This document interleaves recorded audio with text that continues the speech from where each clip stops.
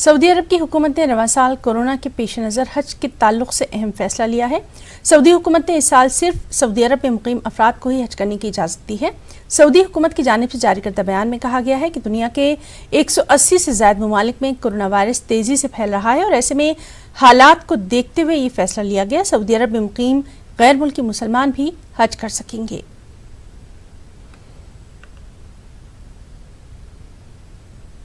Saudi अरब सरकार के इस तमाम बड़ी जो कोरोना की महामारी है उसकी चुनौतियों को देखते हुए जो सऊदी अरब की सरकार का फैसला है, उस फैसले का सम्मान करते हुए हमने फैसला किया है कि इस वर्ष हज 2020 में भारत से जाने वाले हज यात्रियों को सऊदी अरब हज यात्रा पर नहीं भेजा जाएगा। अब तक लगभग 2,30,000 से ज्यादा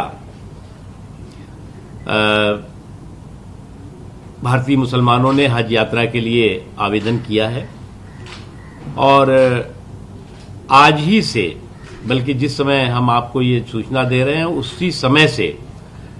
सभी जो 2,30,000 आवेदन जिन लोगों ने किया है उनका पैसा बिना किसी कटौती के सभी लोगों को डीबीटी के जरिए ऑनलाइन पैसे वापस कर दिए जाएंगे।